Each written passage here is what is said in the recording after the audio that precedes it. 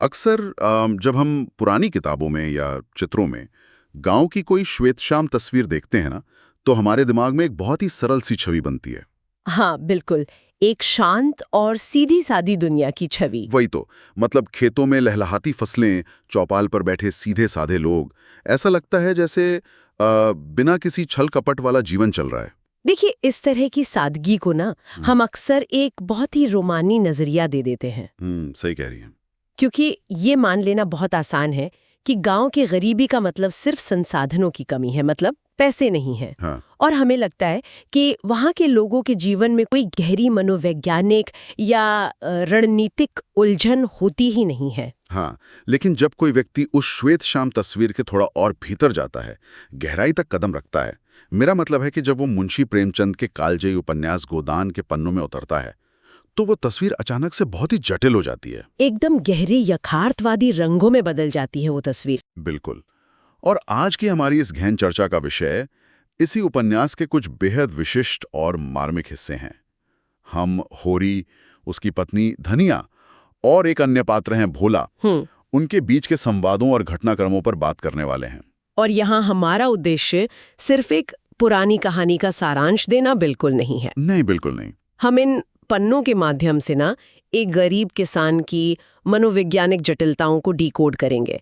हम ये समझेंगे कि घोर अभाव में जहाँ अगले पल के भोजन का कोई भरोसा नहीं है, वहाँ इंसान के जीवित रहने की रणनीतियाँ क्या होती हैं। मतलब उसका सर्वाइवल मैकेनिज्म क्या है। जी, और साथ ही हम उस गहरी नैतिकता की भी पड़ताल करेंगे जो उस चरम गरीबी में भी अपना वजूद बनाए रखती है। और यही वो बात है जो इस पूरी चर्चा को आज के समय में भी इतनी प्रासंगिक बनाती है। ये पन्ने भले ही दशकों पहले लिखे गए हों, लेकिन ये मानव स्वभाव की उन सच्चाइयों को उजागर करते हैं जो कभी नहीं बदलती। बिल्कुल। और मेरी भूमिका यहाँ यही रहेगी कि हम उन सतहों को खरोचें, गहराई में जाएं। होरी और धनिया जो कह रहे हैं, उसके पीछे सामाजिक दबाव किस तरह काम कर रहा है। हाँ, वो जो भयानक आर्थिक विवशता है उनकी। जी, वो विवशता उनके हर फैसले को कैसे निर्देशित कर रही है। हम उन परतों को खोलकर देखेंगे कि आखिर ये पात्र ऐसा व्यवहार कर क्यों रहे हैं। तो चलिए, बिना किसी भूमिका के सीधे उस कच्ची झोपड़ी के आंगन में चलते हैं। कहानी की शुरुआत होती है यथार्थ के उस भारी बोझ से जिसने होरी और धनिया की कमर एकदम तोड़ रखी है। सुबह का समय है। हाँ, सुबह का समय है और होरी अपने मालिक यानी जमींदार को सलाम करने जाने की तैयारी कर रहा है। वो अपनी फटी हुई मिर्जाई पहन रहा है जिसके धागे निकल चुके हैं एकदम। लेकिन उसकी पत्नी धनिया इस बात का कड़ा विरोध कर रही है। धनिया का गुस्सा बिल्कुल उफान पर है। वो कहती है कि हम दिन रात खेत में जानवरों की तरह खटते हैं, अपना पेट काटकर लगान चुकाते हैं, फिर भी जमींदार के तलवे क्यों सहलाएं? देखिए, धनिया का ये जो विद्रोही स्वभाव है ना, ये बहुत ही स्वाभाविक प्रतिक्रिया है। वो उस सामंती व्यवस्था के खोखलेपन पर सीधा प्रहार कर रही है। हाँ, उसका तर्क बहुत स्पष्ट है। बिल्कुल, वो हिसाब मांग रही है कि जब हम अपना कर्तव्य पूरा कर रहे हैं, जो जमीन का किराया है वो खून पसीना एक करके चुका रहे हैं, तो फिर ये अतिरिक्त चापलूसी क्यों? मतलब जमींदार को भगवान क्यों माना जाए? सही बात है, लेकिन धनिया के इस गुस्से के पीछे सिर्फ आर्थिक शोषण का दर्द नहीं है। यहाँ एक बहुत ही दर्दनाक सच छिपा है। हाँ, वो उनके बच्चों वाली बात। जी, धनिया और होरी के 6 बच्चे थे, जिनमें से अब केवल 3 जिंदा हैं। 16 साल का गोबर, 12 साल की सोना और 8 साल की रूपा। और बाकी 3? बाकी 3 बच्चे बचपन में ही मर गए क्योंकि उनके पास इलाज और दवा दारू के लिए कौड़ी भी नहीं थी। ओहो, बाप रे। अब आप कल्पना कर सकती हैं कि एक माँ के दिल पर क्या गुजरती होगी जिसने गरीबी के कारण अपने 3 बच्चों को अपनी आंखों के सामने दम तोड़ते देखा हो। ये तो बहुत ही पीड़ादायक है। एक माँ के लिए इससे बड़ा दुख क्या होगा। और सिर्फ बच्चे ही नहीं गए, उनकी जवानी भी इस संघर्ष में खत्म हो चुकी है। होरी अभी 40 साल का भी नहीं हुआ है, लेकिन उसके चेहरे पर झुर्रियां पड़ गई हैं। हाँ, उसकी देह एकदम सूख गई है। बिल्कुल, वो 60 साल का बूढ़ा लगता है। धनिया बहुत कड़वा तंज कसती है उस पर कि जब खाने को दूध घी नहीं है तो जवानी कैसे टिकेगी। यहाँ प्रेमचंद ने ना गरीबी के शारीरिक और मानसिक प्रभावों का एक बहुत ही क्रूर लेकिन सच्चा चित्र खींचा है। एकदम यथार्थवादी। वो जो समय से पहले आया बुढ़ापा है, वो सिर्फ कुपोषण का परिणाम नहीं है, वो निरंतर चिंता का परिणाम है। पेट की चिंता, कर्ज की चिंता और कल क्या होगा, इस चिंता ने होरी के आत्मसम्मान को गहरी निराशा में बदल दिया है।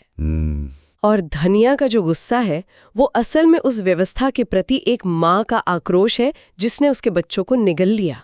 चलिए इसे थोड़ा विस्तार से समझते हैं। धनिया का गुस्सा अपनी जगह जायज है, लेकिन होरी का जो नजरिया है ना, वो एक अलग ही सच्चाई बयां करता है। होरी क्या कहता है इस पर? इसी बहस के दौरान होरी अपनी पत्नी से एक ऐसी बात कहता है जो सीधे दिल में चुभती है। वो कहता है, जब दूसरे के पांवों तले अपनी गर्दन दबी हुई है तो उन पांवों को सहलाने में ही कुशल है। ये पंक्ति तो बहुत गहरी है। बिल्कुल। मुझे एक उदाहरण याद आ रहा है। ये बिल्कुल वैसा ही है जैसे आप किसी डूबती हुई नाव पर हों और पानी बाहर निकालने या नाव को बचाने की कोशिश करने के बजाय आप उस तूफान की तारीफ करने लगें ताकि वो तूफान आपको बख्श दे। क्या बात है, बहुत सटीक तुलना है ये। ये कोई कायरता नहीं है, ये मौत के मुहाने पर खड़े होकर जिंदा रहने की एक अंतिम जद्दोजहद है। सर्वाइवल का एक्सट्रीम तरीका है ये तुलना उस विवशता को बहुत अच्छी तरह से समझाती है। देखिए, धनिया और होरी दोनों अपनी अपनी जगह सही हैं, लेकिन उनके नजरिए टकरा रहे हैं। यहाँ सबसे रोचक बात यह है कि धनिया का जो आदर्शवाद है, उसका जो विद्रोह है, वो सीधे तौर पर उसकी मातृ वेदना से उपजा है। जिन व्यवस्थाओं ने उसके 3 बच्चों को छीन लिया, वो उनके सामने झुकना नहीं चाहती। वो आहत है भीतर से। हाँ, और वो आत्मसम्मान के साथ जीना चाहती है। लेकिन होरी जानता है कि इस विद्रोह की कीमत क्या होगी। उसे पता है कि इस व्यवस्था से लड़कर वे बचे खुचे बच्चों को भी खो देंगे। बिल्कुल, होरी पूरी तरह से यथार्थवादी है। वो जानता है कि इस क्रूर व्यवस्था से बगावत करने का सीधा मतलब है उन 3 बच्चों को भी दांव पर लगा देना। जमींदार के पास सिर्फ ताकत नहीं है, बल्कि उसके पास कुड़की करने का अधिकार है। कुड़की? मतलब घर का सारा सामान जब्त कर लेना। हाँ, कुड़की का मतलब है कि जमींदार या कर्जदाता कानूनी या गैर कानूनी तरीके से किसान के घर के बर्तन, उसके बैल, खेती के औजार सब कुछ उठवा सकता है और उसे जमीन से बेदखल कर सकता है। बाप रे। तो होरी का जमींदार के पांव सहलाना उसकी हार नहीं है, बिल्कुल नहीं। वो अपने परिवार को किसी भी तरह जिंदा रखने की एक व्यवहारिक रणनीति है। वो अपमान का जहर पी रहा है ताकि उसके बच्चे 2 रोटी खा सकें। हाँ, वो जानता है कि आत्मसम्मान का विचार उन लोगों के लिए है जिनका पेट भरा हो। ये समझौता इंसान को भीतर तक कैसे तोड़ देता है, ये होरी के चेहरे की झुर्रियों में दिखता है हमें। एकदम सही कह रहे हैं आप। लेकिन इसी टूटन और भयानक गरीबी के बीच होरी के मन में एक सपना भी पलता है। एक गाय का सपना। हाँ, जेठ का महीना है, चिलचिलाती धूप है, लू चल रही है। होरी पगडंडी पर नंगे पांव चला जा रहा है और उसके मन में एक गाय का सपना तैर रहा है। ये कोई आज या कल की चाहत नहीं है। नहीं, ये तो बरसों पुरानी लालसा है। बिल्कुल। उसके मन में हर एक गृहस्थ की भांति गाय की लालसा चिरकाल से दबी हुई है। ये उसकी जीवन का सबसे बड़ा स्वप्न है। और ये समझना बहुत जरूरी है कि ये सपना किन परिस्थितियों में देखा जा रहा है। होरी की आर्थिक स्थिति क्या है उस वक्त? कुछ भी नहीं है उसके पास। वही ना, उसके पास गांव के महाजन बिसेसर शाह का कर्ज चुकाने के लिए पैसे नहीं है। लगान सर पर खड़ा है, घर में खाने के लाले पड़े हैं, उसके पैरों में जूते तक नहीं है पहनने के लिए, और वो एक गाय का सपना देख रहा है। यहाँ बात बहुत दिलचस्प हो जाती है। मैं यहाँ एक तीखा सवाल पूछना चाहूंगा। जी, पूछिए। क्योंकि आधुनिक सोच के हिसाब से ये बात थोड़ी अजीब लगती है। होरी सोचता है कि गाय आएगी तो उसके बेटे गोबर को दूध मिलेगा, जो दूध के लिए तरस जाता है। लेकिन वो ये भी सोचता है कि दरवाजे पर गाय बंधी होगी तो घर की शोभा बढ़ेगी, समाज में इज्जत मिलेगी, लोग उसे एक संपन्न गृहस्थ मानेंगे। बिल्कुल। तो सोचने वाली बात यह है कि जब घर में इंसान के खाने के लिए दाना नहीं है तो दरवाजे की शोभा बढ़ाने के लिए गाय का सपना देखना, क्या ये गरीब की मनोवैज्ञानिक फैंटेसी नहीं है? मतलब क्या ये आज के समय के लग्जरी कार या स्टेटस सिंबल की तरह नहीं है? आधुनिक परिप्रेक्ष्य में आपकी ये तुलना सही लग सकती है, लेकिन ग्रामीण अर्थव्यवस्था और किसानी समाज की सच्चाई इससे बहुत अलग है। अच्छा, कैसे? देखिए, अगर हम इसे बड़े परिप्रेक्ष्य में देखें ना, तो आज के समय में महंगी गाड़ी केवल एक दिखावा हो सकती है। लेकिन उस दौर के ग्रामीण समाज में पशुधन केवल भौतिक संपत्ति नहीं था, वो सम्मान और सामाजिक गरिमा का सबसे बड़ा प्रतीक था। इसका मतलब कि ये सिर्फ दूध या पोषण का मामला नहीं था। पोषण इसका एक हिस्सा जरूर था, लेकिन मुख्य बात गरिमा की थी। हर इंसान को, चाहे वो कितना भी गरीब क्यों ना हो, समाज में एक पहचान चाहिए होती है। इंसान सिर्फ रोटी से तो जिंदा नहीं रहता ना। हाँ, ये तो है। होरी हर दिन अपमानित होता है, जमींदार उसे डांटता है, महाजन दुत्कारता है, समाज में उसकी कोई हैसियत नहीं है। तो वो गाय उसके लिए महज एक जानवर नहीं है, वो उस खोए हुए आत्मसम्मान को वापस पाने का एकमात्र जरिया है। ओ, अब समझ में आया। वो चाहता है कि जब गांव के लोग उसके दरवाजे से गुजरें तो वो उस गाय को देखें और कहें कि होरी भी एक इज्जतदार गृहस्थ है, कोई भिखारी नहीं। बिल्कुल, ये उसकी वो गहरी मनोवैज्ञानिक जरूरत है जो उसे इस कठोर जीवन में भी हर दिन सुबह उठकर खेतों में खटने की उम्मीद देती है। और यही उम्मीद उसे एक ऐसे रास्ते पर ले जाती है जो हमें होरी के चरित्र के एक बिल्कुल नए पहलू से मिलाता है। इसी पगडंडी पर चलते हुए उसकी मुलाकात होती है पड़ोसी गांव के अहीर भोला से। हाँ, भोला अपनी नई गाय लेकर आ रहा है। जी, भोला ने बाजार से 80-80 रुपए में बेहतरीन गाय खरीदी हैं। अब होरी की स्थिति यह है कि उसके पास नकद पैसे तो है नहीं एक भी, लेकिन उसे वो गाय चाहिए। और यहीं से शुरू होता है कूटनीति और मनोवैज्ञानिक खेल। ये हिस्सा इस कहानी के सबसे बेहतरीन अंशों में से एक है। मतलब यहाँ हम होरी को एक बेबस रोते हुए किसान के रूप में नहीं देखते। बिल्कुल नहीं, यहाँ होरी एक मास्टर नेगोशिएटर की तरह सामने आता है, एक चतुर राजनेता की तरह। हाँ, वो जानता है कि सामने वाले से अपना काम कैसे निकलवाना है। और यही बात बहुत हैरान करने वाली है। हम अक्सर साहित्य में पढ़ते हैं ना कि गरीब किसान बहुत ही सीधा, भोला भाला और शोषित होने वाला होता है, लेकिन यहाँ होरी की चालाकी देखने लायक है। वो भोला की कमजोरी पकड़ लेता है। एकदम। वो देखता है कि भोला 50 साल का है, उसकी पत्नी का 1 साल पहले निधन हो गया है, और होरी को ये पता है कि उस अधेड़ उम्र में भी भोला के अंदर एक नई स्त्री की लालसा बची हुई है। वो फिर से घर बसाना चाहता है। और होरी तुरंत भोला की इस दुखती रग को दबा देता है। हाँ, वो भोला की जमकर तारीफ करता है, उसे सम्मान देता है और बातों ही बातों में उसे सगाई कराने का, यानी एक नई पत्नी ढूंढकर लाने का झांसा दे देता है। और सबसे बड़ी बात कि भोला उस झांसे में आ भी जाता है। देखिए, भोला भीतर से इतना अकेला है कि कोई भी व्यक्ति जो उसे ये उम्मीद दे कि उसका घर फिर से बस सकता है, वो उस पर विश्वास कर लेता है और पिघलकर होरी को बिना नकद लिए ही गाय ले जाने को कह देता है। बिल्कुल। मुझे होरी के इस व्यवहार पर थोड़ी उलझन होती है। सच कहूं तो मुझे होरी की ये चालाकी खटकती है। मतलब वो एक 50 साल के विधुर की भावनाओं से खेल रहा है ताकि अपना स्वार्थ सिद्ध कर सके। होरी अच्छी तरह जानता है कि वो कोई सगाई नहीं कराने वाला, फिर भी वो एक इंसान के अकेलेपन का फायदा उठा रहा है ताकि उसे बिना पैसे दिए गाय मिल जाए। ये तो हेराफेरी हुई ना? क्या हम इसे मासूमियत कहेंगे? देखिए, हम जो इन वातानुकूलित कमरों में बैठकर नैतिकता की बहस करते हैं ना, हमारे लिए ये हेराफेरी लग सकती है, लेकिन इसे हम व्यवहारिक कृषक बुद्धि कह सकते हैं। व्यवहारिक कृषक बुद्धि मतलब फार्मर्स प्रैक्टिकल विजडम। जी, यहाँ हमें होरी को कटघरे में खड़ा करने से पहले उसकी स्थिति को समझना होगा। समाज ने होरी को इतना कुचल दिया है कि वो अपनी उस छोटी सी खुशी, उस एक गाय को पाने के लिए किसी भी तरह का छलावा करने को तैयार है। तो क्या इसका मतलब यह है कि गरीबी इंसान को स्वार्थी बना देती है? स्वार्थी नहीं, लेकिन अत्यधिक गरीबी में नीति और अनीति के बीच की जो रेखा होती है वो बहुत धुंधली हो जाती है। प्रेमचंद खुद लिखते हैं कि होरी की इस नीति में छल नहीं था, ये केवल स्वार्थ सिद्धि थी। समझ रहा हूँ। एक गरीब किसान के लिए महाजन से झूठ बोलना, लगान बचाने के लिए बहाने बनाना, ये सब उसके दैनिक जीवन का हिस्सा है। ये उस शोषक व्यवस्था के खिलाफ उसका इकलौता हथियार है। होरी सोचता है कि एक बूढ़े आदमी को थोड़ा सा मूर्ख बनाकर अगर घर में गाय आ रही है तो इसमें क्या हर्ज है। सही कहा। उसके लिए अपने परिवार का पोषण उस अधेड़ भोला के अकेलेपन से कहीं ज्यादा जरूरी है। ये तर्क सच में सोचने पर मजबूर करता है। बिल्कुल। लेकिन जैसे ही हमें लगता है कि हम होरी को समझ गए, मतलब कि वो एक स्वार्थी और चालाक व्यक्ति है, कहानी में एक जबरदस्त मोड़ आता है। हाँ, और यहीं से शुरू होता है हमारी चर्चा का सबसे अहम हिस्सा, नैतिकता का उदय और हृदय परिवर्तन। एकदम।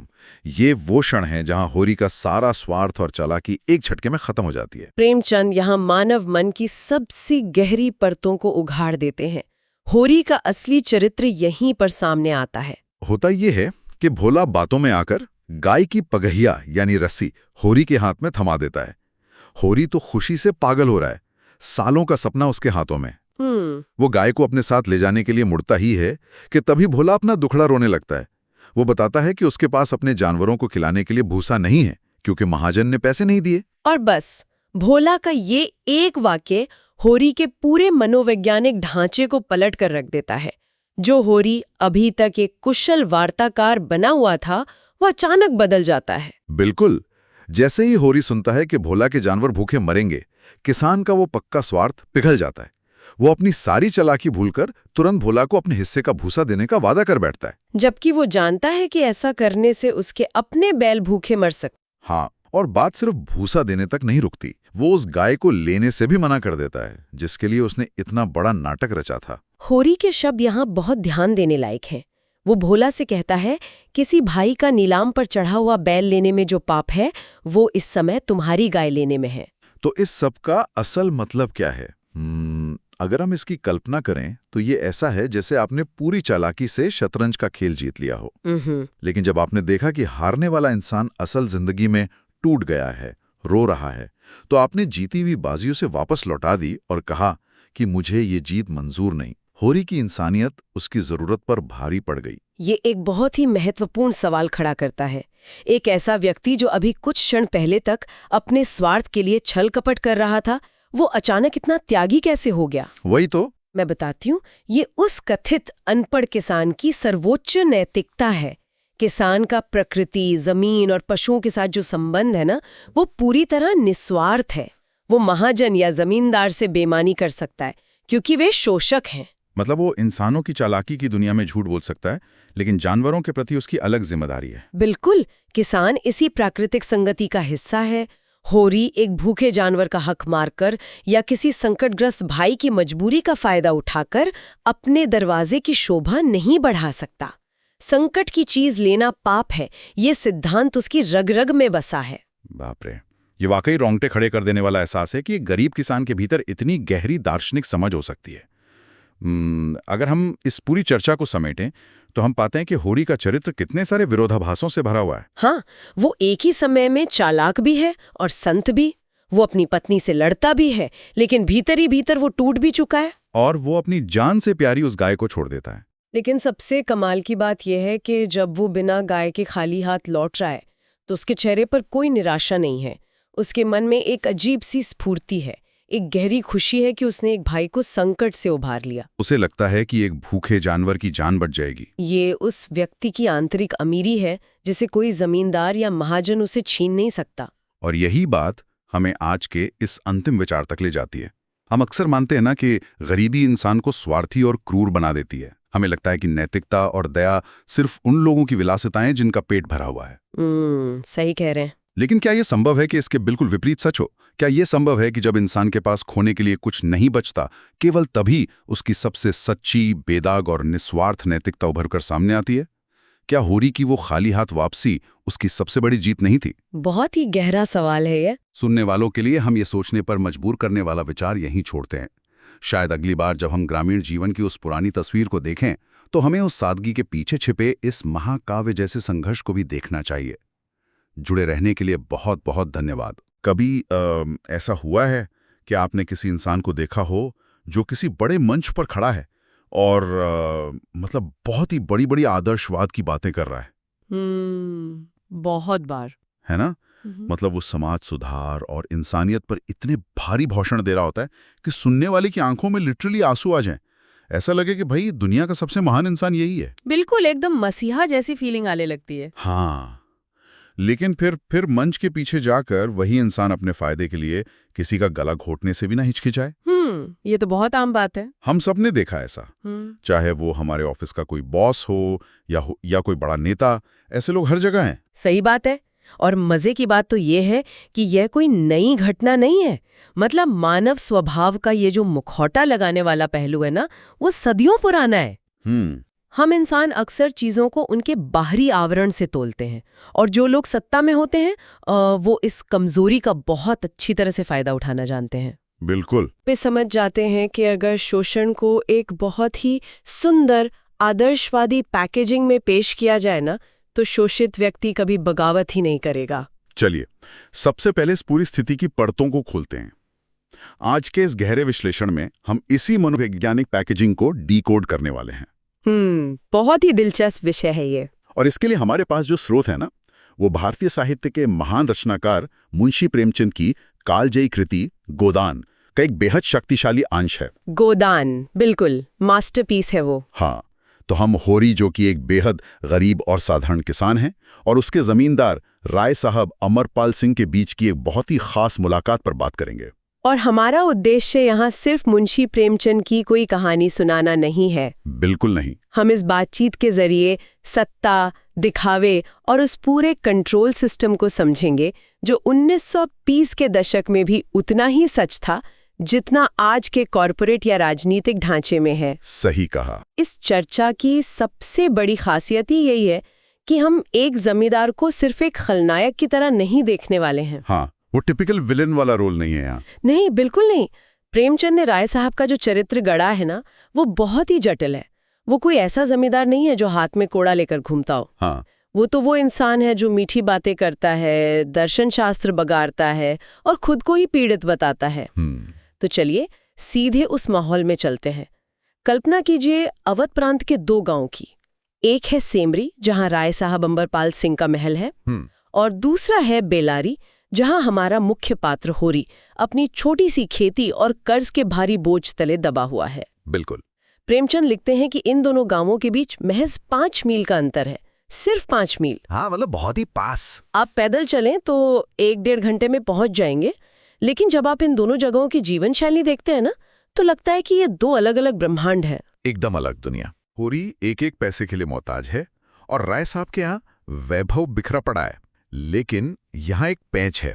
राय साहब की छवि अपने इलाके में एक क्रूर शासक की बिल्कुल नहीं है। और यही वो पहला मुखौटा है जिसे हमें समझना होगा।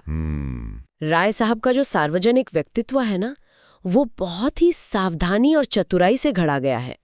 वे एक राष्ट्रवादी नेता हैं। अच्छा। हाँ, पिछले सत्याग्रह संग्राम में वे विधान परिषद यानी काउंसिल की सदस्यता छोड़कर जेल चले गए थे। अरे वाह। अब आप खुद सोचिए, 1930 के दशक का भारत, जहां स्वतंत्रता संग्राम एकदम उफान पर था, उस दौर में एक जमींदार अगर अपना रुतबा छोड़कर आजादी की लड़ाई में जेल जाता है तो आम जनता और खासकर किसानों के मन में उसके प्रति कैसी छवि बनेगी? वे तो उसे एकदम देवता मान लेंगे। बिल्कुल, मसीहा मान लेंगे। लेकिन मुझे यहाँ एक बात खटकती है थोड़ी। हाँ, बताइए।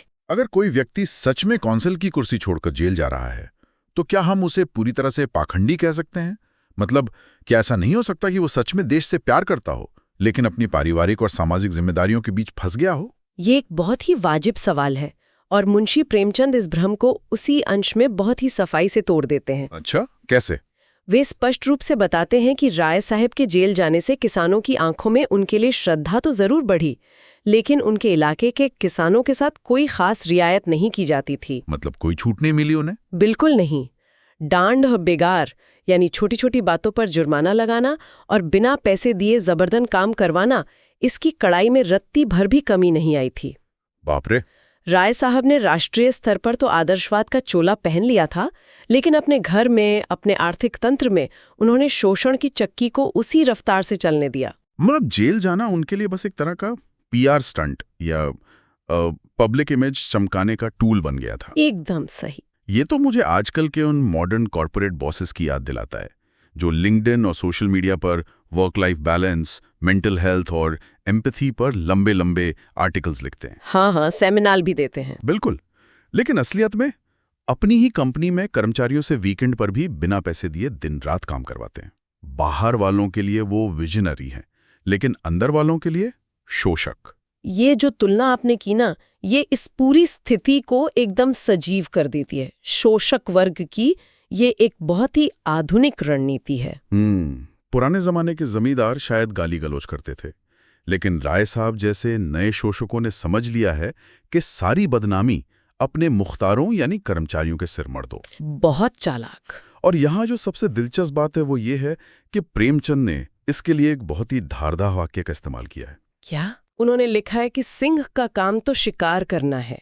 अगर वो गरजने और गुर्राने के बदले मीठी बोली बोल सकता है तो उसे घर बैठे शिकार मिल जाता है। मीठा शिकार, भाई ये शब्द अपने आप में कितना विरोधाभासी है ना? मतलब आप सामने वाले का सब कुछ छीन रहे हैं, लेकिन इतनी चाशनी में लपेट कर कि उसे दर्द ही ना हो। बिल्कुल। किसानों को लगता था कि राय साहब तो बहुत सज्जन है, ये जो भी जुल्म हो रहा है वो तो ज़ाब्ते का काम है, यानी सिस्टम ही ऐसा है। हाँ, कारिंदे खराब हैं, सरकार खराब है, राय साहब तो बेचारे अच्छे इंसान हैं। और इस मीठे शिकार का सबसे बड़ा मनोवैज्ञानिक फायदा ये होता है कि शोषित व्यक्ति कभी सीधे अपने शोषक से नफरत ही नहीं कर पाता। सही बात है। होरी राय साहब से बगावत करने का सोच भी नहीं सकता, क्योंकि उसे लगता है कि उसका मालिक तो खुद एक महान आत्मा है। हाँ। और ये मीठा शिकार आखिर किया किस लिए जा रहा है? उस विशाल साम्राज्य को पालने के लिए जिसका वर्णन आगे आता है। हाँ, अब जरा इस साम्राज्य और इसके अंदर चल रहे इस पूरे तमाशे पर गौर करते हैं। होरी जब राय साहब की ड्योढ़ी पर पहुंचता है तो वहां दशहरे के धनुष यज्ञ की शानदार तैयारियां चल रही हैं। मेहमानों के लिए बकायदा आतिथ्य गृह बन रहे हैं। पूरा का पूरा एक रंगमंच तैयार हो रहा है और राय साहब का परिवार, भाई साहब, कोई 150 सरदार एक साथ भोजन करते हैं वहां। 150, सोचिए। दर्जनों चचेरे, ममेरे, मौसेरे भाई, उनके बच्चे सब उसी रियासत पर पल रहे हैं। और उनके शौक क्या है? यहाँ प्रेमचंद का जो व्यंग्य है ना, वो एकदम चरम पर है। सच में वो विवरण इतने विडंबनापूर्ण हैं कि पढ़ते हुए आपको हंसी भी आएगी और गुस्सा भी। बिल्कुल। मतलब एक चाचा साहब हैं जो राम के परम भक्त हैं, लेकिन रामायण का फारसी भाषा में अनुवाद कर रहे हैं। हाँ, और कोई भक्ति रस की कविताएं रच रहा है, कोई दिन दहाड़े शराब पी रहा है। किसी को जीवन में कोई उत्पादक काम करने की जरूरत ही नहीं है। बिल्कुल नहीं। सबका खर्चा हो रही, जैसे किसानों की लगान उनके पसीने की कमाई से चल रहा है। अगर हम इसे समाजशास्त्रीय दृष्टिकोण से देखें ना, तो ये सिर्फ एक बड़ा परिवार नहीं है। ये आज के नेपो बेबीज या मुफ्तखोरों की एक पूरी की पूरी फौज है जो सिर्फ जन्म के आधार पर ऐश कर रही है। सही कहा। और ये जो धनुष यज्ञ जैसा बड़ा धार्मिक आयोजन है, ये भी कोई साधारण पूजा पाठ नहीं है। मैं इसी पे आने वाला था। मतलब कुछ लोग कह सकते हैं कि एक अमीर आदमी अगर अपनी संस्कृति और धर्म को बढ़ावा दे रहा है, नाटक करवा रहा है, तो इसमें बुराई क्या है? क्या ये उसका सामाजिक दायित्व नहीं है? ऊपर से देखने पर तो यही लगता है, लेकिन सत्ता के खेल में ऐसे भव्य आयोजन वास्तव में जनता को सम्मोहित करने और अपनी सत्ता को वैध ठहराने के सबसे अचूक साधन होते हैं। मतलब अपनी पावर को लेजिटिमाइज करने के लिए। बिल्कुल। जब आप इतना बड़ा आयोजन करते हैं जहां अंग्रेज अफसर, हाकिम, हुक्काम सब आमंत्रित होते हैं, तो आप दरअसल अपनी प्रजा को ये दिखा रहे होते हैं कि मेरी पहुंच बहुत ऊपर तक है। हाँ, मैं धर्म का रक्षक हूँ, मैं समाज का स्तंभ हूँ। बहुत गहरा पॉइंट है। ये सिर्फ एक नाटक नहीं है जो मंच पर हो रहा है, ये उस बड़े नाटक का हिस्सा है जो राय साहब अपने पूरे जीवन में खेल रहे हैं। हाँ, इस 150 लोगों के परजीवी परिवार को पालना उनकी शानो शौकत और उनके पावर प्रोजेक्शन का हिस्सा है। परजीवी, ये शब्द इस पूरी व्यवस्था को एकदम सटीक तरह से परिभाषित करता है। दूसरों का खून चूस का फूलने वाला तंत्र। बिल्कुल। लेकिन यहाँ से कहानी एक ऐसे मनोवैज्ञानिक खेल की तरफ मुड़ती है जो किसी का भी दिमाग चकरा दे। नाटक के लिए होरी को राजा जनक का माली बनने का निर्देश मिलता है। इसके बाद राय साहब होरी को एक पेड़ की घनी छांव में ले जाते हैं, उसे जमीन पर बैठने का इशारा करते हैं, खुद कुर्सी पर बैठते हैं और फिर अपना दुखड़ा रोने लगते हैं। और यहाँ से जो बातचीत शुरू होती है ना, वो सत्ता और मनोविज्ञान का मास्टर क्लास है। सच में। एक तरफ होरी है जो कड़ी धूप में जलकर आया है, जिसके पास शायद अगले वक्त के खाने का भी कोई ठोस प्रबंध नहीं है। हाँ। और दूसरी तरफ राय साहब हैं जो उसे बताते हैं कि उन्हें इन्हीं 5-7 दिनों में 20,000 रुपए का प्रबंध करना है। 20,000 रुपए उस जमाने में होरी के लिए ये रकम तो शायद ब्रह्मांड के पार की कोई चीज होगी। बिल्कुल। लेकिन राय साहब यहाँ नहीं रुकते। उनका भाषण एकदम दार्शनिक स्तर पर चला जाता है।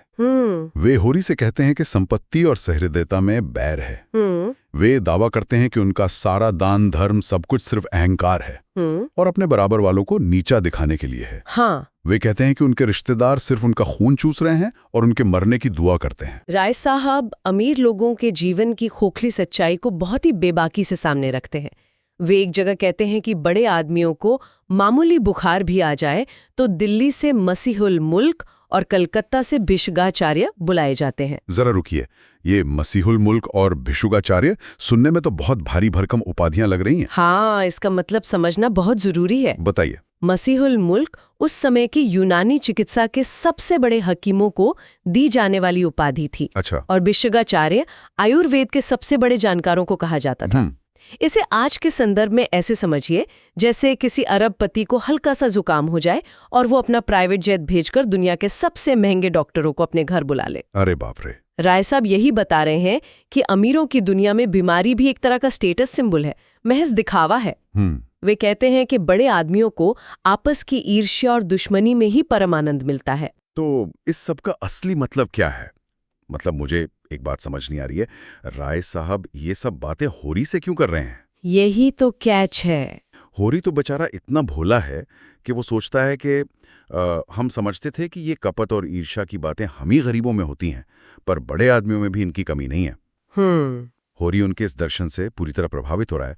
पर क्या राय साहब सच में होरी को अपना हमदर्द समझकर अपना दिन हल्का कर रहे हैं? नहीं, यहीं पर हम धोखा खा जाते हैं। अच्छा।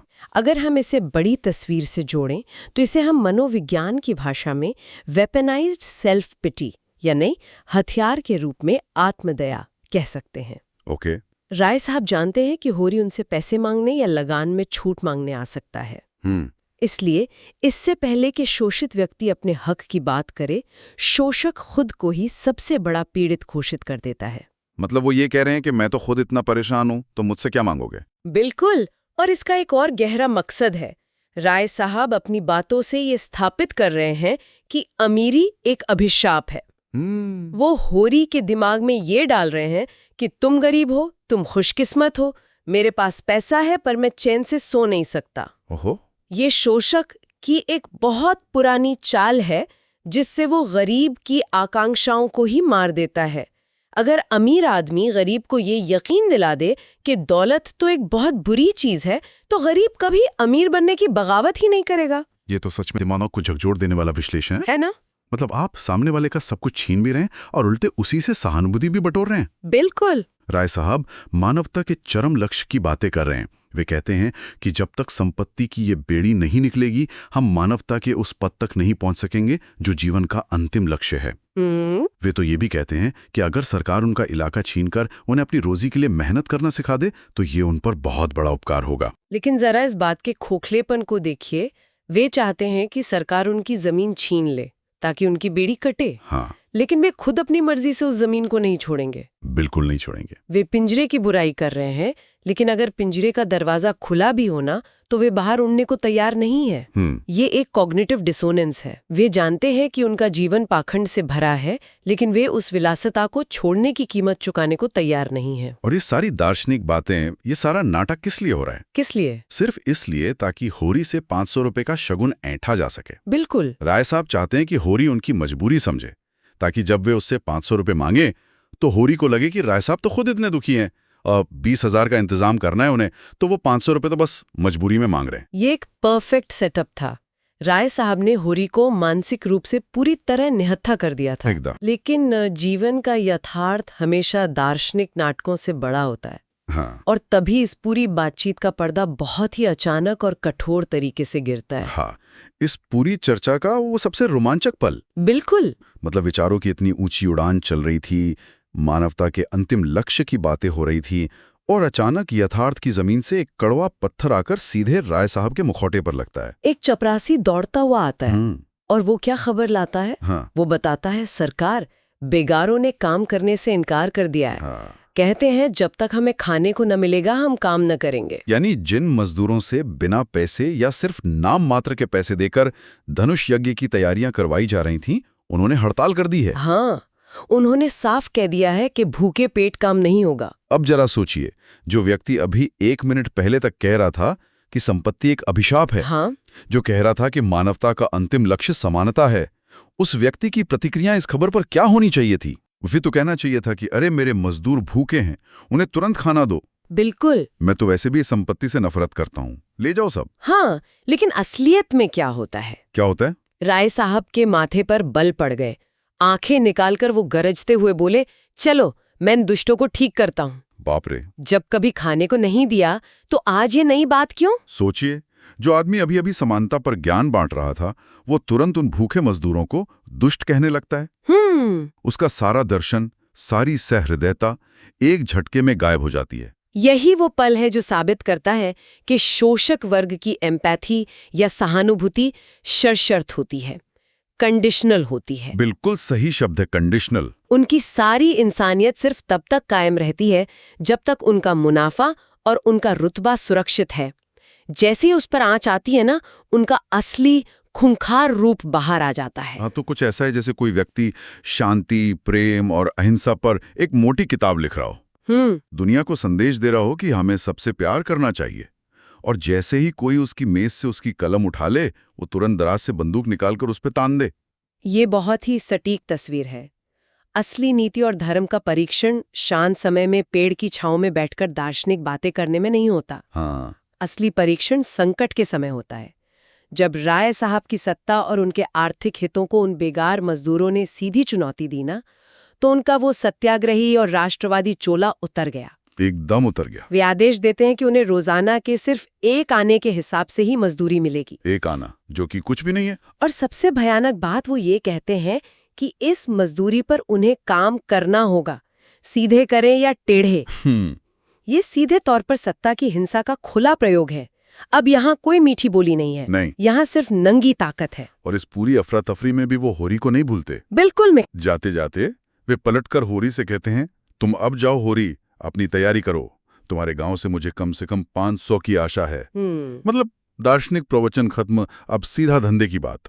तुम्हें 500 रुपए देने ही होंगे। आप होरी के मन की स्थिति की कल्पना कीजिए। वो बेचारा पूरी तरह सुन्न हो गया है। हाँ, उसके मन का विचार इस पूरे अंश का सार है। होरी ने मन में सोचा, अभी ये कैसी कैसी नीति और धर्म की बातें कर रहे थे और एकाएक इतने गरम हो गए। यही इस पूरी चर्चा का सबसे बड़ा आहा मोमेंट है। बिल्कुल। होरी का वो सदियों पुराना भोलापन टूट रहा है। वो अपनी आंखों से देख रहा है कि ये बड़े लोग जो बाहर से संत, त्यागी और दार्शनिक दिखते हैं, वे अंदर से कितने कठोर, कितने निर्मम और कितने स्वार्थी हैं। इस घटना के साथ ही इस मुलाकात का अंत होता है। राय साहब झल्लाते हुए अपने उन भूखे मजदूरों को कुचलने के लिए वापस अपनी सत्ता की दुनिया में लौट जाते हैं। और होरी इस मुलाकात का अंतिम दृश्य बहुत ही प्रतीकात्मक और सिनेमाई है। प्रेमचंद लिखते हैं, सूर्य सिर पर आ गया था, सामने की पृथ्वी कांपती हुई जान पड़ती थी। होरी ने अपना डंडा उठाया और घर की ओर चल पड़ा।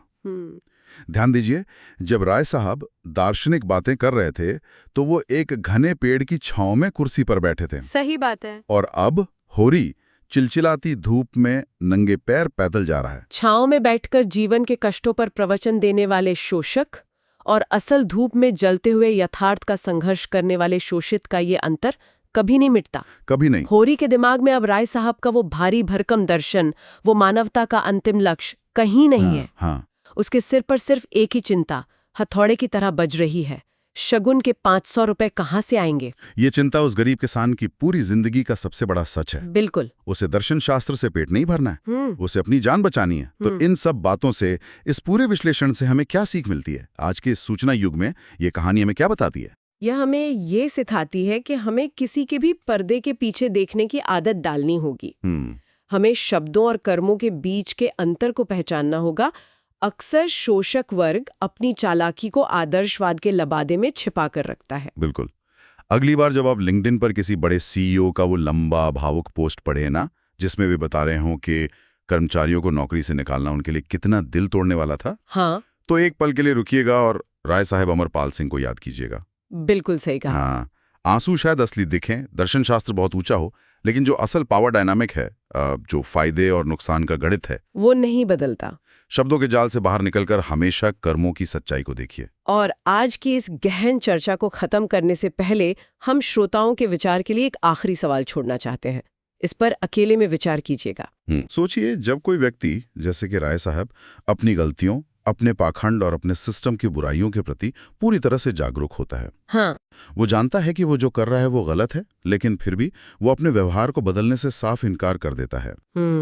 तो क्या ऐसा बुद्धिमान और आत्मजागरूक व्यक्ति उस इंसान से कहीं ज्यादा खतरनाक नहीं है जो अज्ञानता में बुराई कर रहा हो? सोचने वाली बात है। इस गहरे सवाल के साथ हम आज की चर्चा यहीं समाप्त करते हैं। अगले गहरे विश्लेषण तक अपनी आंखें और दिमाग खुले रखिए। खेत में एकदम चिलचिलाती धूप है, लू के थपेड़े चल रहे हैं और एक पिता और उसके बच्चे उस झुलसा देने वाली गर्मी में काम कर रहे हैं।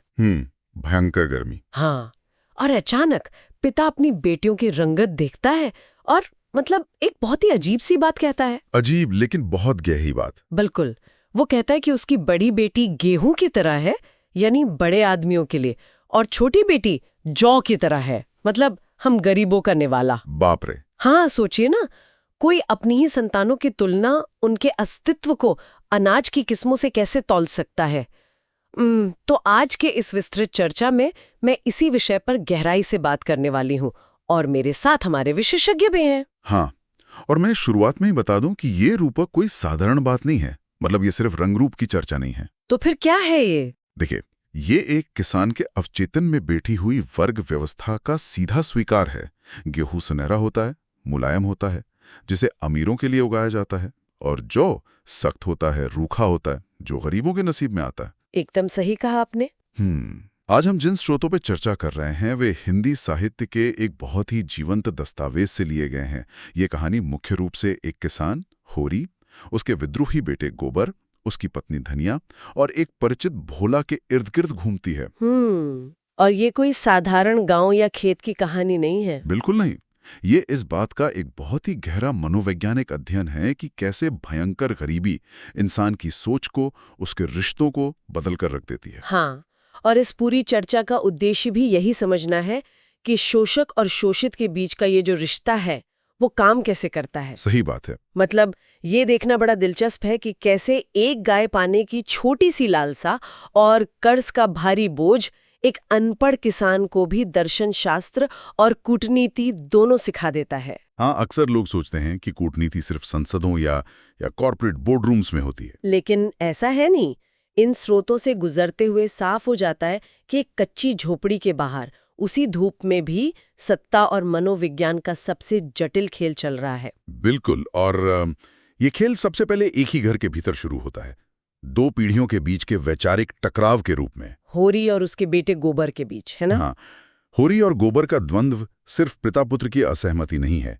ये पुरानी दबी हुई मानसिकता और एक नए उबलते आक्रोश के बीच की टक्कर है। तो उसी खेत वाले दृश्य को ही लेते हैं। लू चल रही है, गोबर पसीने से लथपथ है और अचानक उसके भीतर का गुस्सा फूट पड़ता है। वो विद्रोह कर देता है। हाँ, वो जमींदारों की चापलूसी करने और बेगार मतलब बिना पैसे के काम करने की जो प्रथा है उस पर सीधा सवाल उठा देता है। उसका तर्क बहुत स्पष्ट है। बिल्कुल। वो पूछता है कि मालिक की सलामती क्यों की जाए, गालियां भी सुनो, मुफ्त में काम भी करो और ऊपर से नजराना भी दो। और मजे की बात यह है कि होरी के मन में भी यही सब चलता है। स्रोत यह स्पष्ट करता है। लेकिन फिर भी वो गोबर को चुप कराता है। हाँ, क्योंकि होरी उस विद्रोह को दबाने के लिए जिस तर्क का इस्तेमाल करता है वो इस पूरी सामाजिक व्यवस्था की सबसे बड़ी ढाल है। वो कहता है कि भगवान ने ही उन्हें गुलाम बनाया है। कर्म फल का सिद्धांत। बिल्कुल। वो मानता है कि बड़े लोग अपने पूर्वजन्म के कर्मों का फल भोग रहे हैं। उनकी संपत्ति उनकी पिछली तपस्या का परिणाम है। बाप रे। और गोबर इस पर क्या कहता है? गोबर जो जवाब देता है वो किसी भी मार्क्सवादी विचारक के तर्क से कम नहीं है। वो इस सिद्धांत को सिरे से खारिज कर देता है।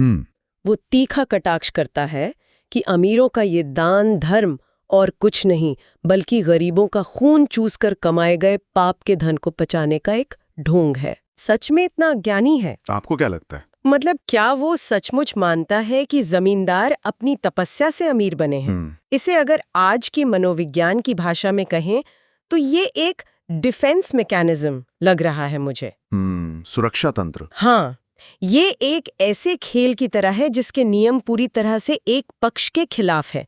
अगर शोषित वर्ग हर पल ये सोचेगा कि ये व्यवस्था बेईमानी और क्रूरता पर टिकी है तो उसका जीना मुहाल हो जाएगा। ये तो है। तो अपना मानसिक संतुलन बनाए रखने के लिए इंसान खुद को ये समझा लेता है कि यही नियति है।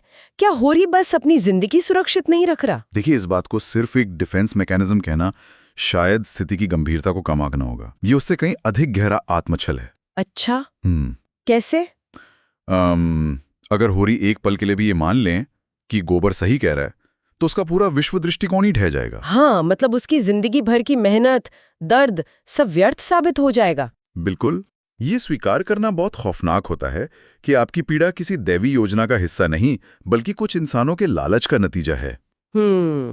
वो बस व्यवस्था के सामने आत्मसमर्पण करके एक सुरक्षित जगह ढूंढ रहा है। हाँ, क्योंकि वो जानता है कि विद्रोह की कीमत मौत या बेदखली है। लेकिन गोबर का दृष्टिकोण उस भ्रम के पर्दे को चीर देता है। वो साफ देखता है कि ये मशीन इंसानों ने बनाई है, भगवान ने नहीं। और ये मशीन कितनी हास्यास्पद हद तक पाखंडी हो सकती है ये स्रोत के अगले हिस्से में बहुत ही सटीकता से उभर कर आता है। अरे हाँ, जब होरी जमींदार राय साहब से मिलकर लौटता है वो घर आकर धनिया को जो बताता है वो बहुत अजीब सा विरोधाभास है। एकदम। होरी कहता है कि ये जो बड़े आदमी है ये गरीबों से कहीं ज्यादा दुखी हैं। कमाल है। क्योंकि उन्हें अपनी मर्यादा और शान शौकत बनाए रखने के लिए रिश्वत देनी पड़ती है, अमलों को खुश करना पड़ता है, वकीलों की फीस भरनी पड़ती है। और गोबर इस तर्क की भी बखिया उधेड़ देता है। इसे कहे कि असली शांति तो गरीबी में है। हाँ, पैसा ही सारे तनाव की जड़ है। गोबर यथार्थ दिखाता है कि वे दर्जनों मोटरें रखते हैं, महलों में रहते हैं और फिर भी दुखी होने का नाटक करते हैं। ये तो सरासर पाखंड है। देखिए, ये जो जमींदारों का दुख है, ये दरअसल एक बहुत ही सोची समझी रणनीति है। अच्छा, सहानुभूति बटोरने के लिए? बिल्कुल। सत्ता में बैठे लोग अक्सर अपना तनाव बताकर शोषितों की सहानुभूति लेते हैं। इससे शोषित वर्ग को लगता है कि मालिक भी तो परेशान ही है। लेकिन यहाँ होरी का दोहरापन देखने लायक है। हाँ, राय साहब के सामने वो पूरी तरह से दबकर रहता है, उनके झूठे दुख को सच मान लेता है। लेकिन बाद में जब वो भोला के साथ होता है तो असली यथार्थ उसकी जुबान से बाहर आ जाता है। होरी और भोला के बीच की वो बातचीत, वो उस दौर के कृषि अर्थशास्त्र का सबसे क्रूर सच सामने रखती है। हाँ, होरी बताता है कि कैसे किसान का पूरा अनाज खलिहान में ही लुट जाता है। जमींदार, महाजन, साहूकार सब अपना हिस्सा ले जाते हैं। किसान पसीना बहाता है, लेकिन खलिहान से घर तक अनाज का एक दाना नहीं पहुंच पाता। ये साबित करता है कि होरी अज्ञानी नहीं है, वो व्यवस्था की कार्यप्रणाली को समझता है। गोबर के सामने वो बचाव करता है, लेकिन भोला के सामने वो सच बोलता है। बिना किसी अर्थशास्त्रीय शब्दावली के ये स्रोत बताते हैं कि कैसे पूरी आर्थिक संरचना ही उत्पादक को हमेशा कर्ज में डुबाए रखने के लिए बनाई गई है। और इस भारी मानसिक दबाव के बीच होरी का एक बहुत ही सीधा सपना है, एक गाय पाना। हाँ, 80 रुपए की एक गाय। और इसके लिए वो जो कूटनीति अपनाता है वो हैरान करने वाली है। भोला के पास गाय भैंसे हैं और उसे चारे की सख्त जरूरत है। तो होरी योजना बनाता है कि वो भोला को मुफ्त में अपना भूसा दे देगा। उसे लगता है कि इस धर्मात्मापन से खुश होकर भोला उसे उधार में गाय दे देगा। हाँ। इसे अगर मैं आज के चश्मे से देखूं तो ये मुझे कॉर्पोरेट नेटवर्किंग या पब्लिक रिलेशंस की एक बहुत ही चालाक रणनीति लगती है। यहाँ मैं इस कॉर्पोरेट पीआर वाली तुलना से थोड़ा असहमत हूँ। अच्छा जी, क्यों? देखिए, पीआर या नेटवर्किंग मुनाफा कमाने के लिए की जाती है, लेकिन होरी जो कर रहा है वो मुनाफे का खेल नहीं है। ये एक लाचार इंसान के सर्वाइवल की जद्दोजहद है। पॉइंट तो है। गोबर इसका सख्त विरोध करता है, क्योंकि घर में खुद के बैलों के लिए चारा नहीं है। धनिया तो गुस्से से भड़क उठती है। और उसका गुस्सा जायज भी है। घर में भुखमरी है और पति दूसरों को मुफ्त भूसा बांट रहा है। बिल्कुल। लेकिन फिर कहानी में वो मोड़ आता है जो मानवीय मनोविज्ञान को नंगा कर देता है। भोला होरी के घर आता है। हाँ, और वो धनिया को देखकर उसे घर की लक्ष्मी कहकर उसकी तारीफ करता है। और धनिया का वो 180 डिग्री का बदलाव। कमाल है ना, जो धनिया कुछ देर पहले एक तिनका देने को तैयार नहीं थी, वो भोला के मुंह से तारीफ सुनकर इतनी पिघल जाती है कि कहती है, एक खांचा क्या, 3 खांचे भरकर भूसा दे दो। हाँ, मतलब ये दृश्य मनोवैज्ञानिक रूप से बहुत गहरा है। ये दृश्य बताता है कि अभाव सिर्फ पैसों का नहीं होता, भावनाओं और आत्मसम्मान का भी होता है। धनिया दिन रात गरीबी और चिंताओं से लड़ रही है। उसकी जीवन में कोमलता बची ही नहीं है। एकदम सही। वो मनोवैज्ञानिक रूप से भूखी है। जब भोला उसे लक्ष्मी कहता है तो उसकी आहत आत्मा को एक अजीब सा सुकून मिलता है। वो खुद को उदार साबित करना चाहती है। तो क्या ये होरी की सोची समझी चालाकी है? क्या वो जानबूझकर भोला के अकेलेपन और धनिया की भावनात्मक भूख का फायदा उठा रहा है? इसी चालाकी से ज्यादा परिस्थितिजन्य बुद्धिमत्ता कहना उचित होगा। जब इंसान के पास ताकत या पैसा नहीं होता तो वो रिश्तों की नब्ज टटोलकर रास्ता निकालता है। होरी कोई खलनायक नहीं है, वो बस किसी तरह एक गाय चाहता है। ये अभाव का मनोविज्ञान है, जहां लोग एक दूसरे की कमजोरियों का इस्तेमाल सिर्फ एक और दिन जिंदा रहने के लिए करते हैं। ये सच में बहुत बेचैन करने वाला है। खैर, इसके बाद होरी और भोला भूसा लेकर निकलते हैं। हाँ, और रास्ते में जो बातचीत होती है वो कहानी को गांव की चौहद्दी से बहुत दूर ले जाती है। दोनों अपने अपने परिवारों के टूटने का दुख साझा करते हैं। भोला अपने बेटों के अलग होने का रोना होता है। हाँ, बहुओं के बीच जेवर और काम को लेकर झगड़े। होरी भी बताता है कि भाइयों के अलग होने से उसका घर बर्बाद हो गया। ये हिस्सा संयुक्त परिवार के चरमराते हुए ढांचे को दर्शाता है।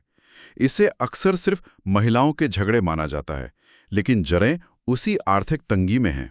बिल्कुल, जब एक ही रोटी हो और खाने वाले 4 हों तो बंटवारा तो होगा ही। संसाधन सिकुड़ रहे हैं, कर्ज बढ़ रहा है, तो रिश्तों पर असर पड़ना तय है। लेकिन इसी बातचीत में एक ऐसा विवरण आता है जो अचानक कहानी का स्वर ही बदल देता है। भोला बताता है कि उसकी बेटी झुनिया विधवा हो गई है। हाँ। और सबसे डरावनी बात, उसके पति की मौत किसी बीमारी से नहीं हुई।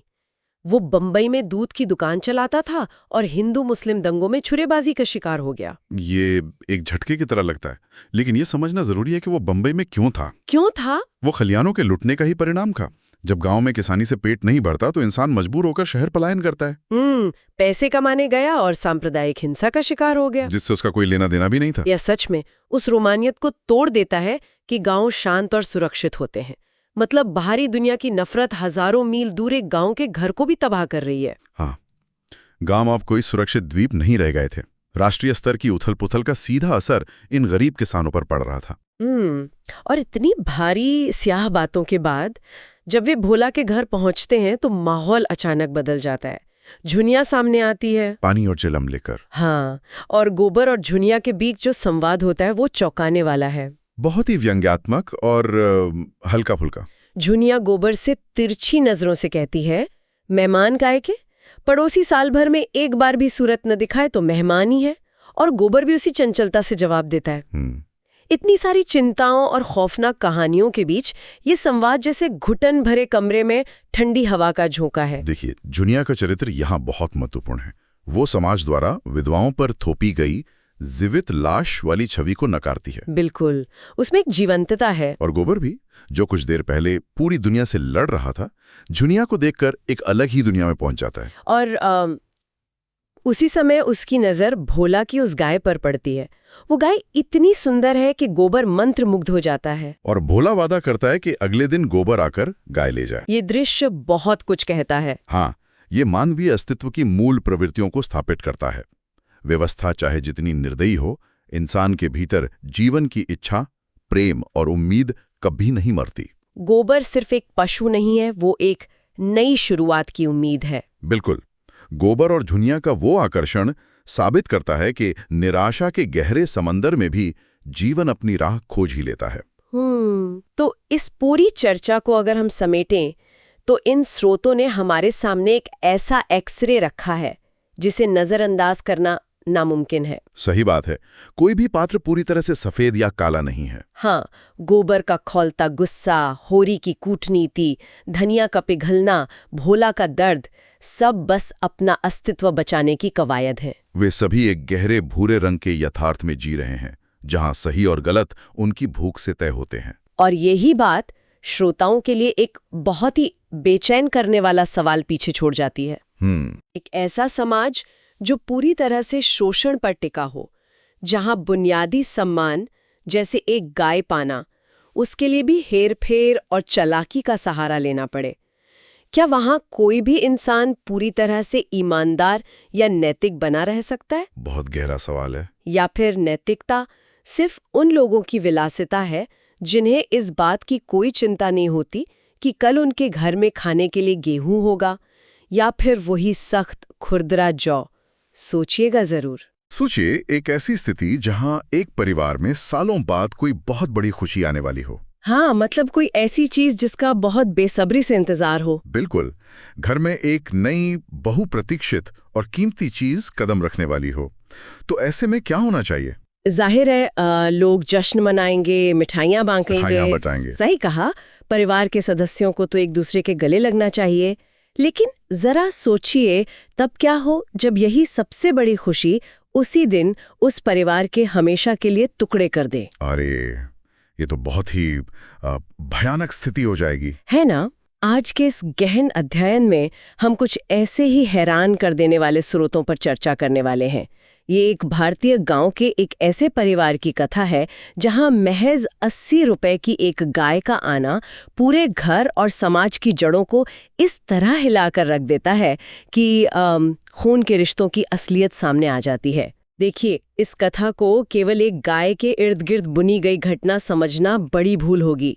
हमारे पास आज जो स्रोत है ना, वो मानवीय मनोविज्ञान, समाज की क्रूर व्यवस्था और गरीबी के उस कड़वे सच को उजागर करते हैं। बिल्कुल, उस दरिद्रता को जो इंसान को अंदर तक खोखला कर देती है।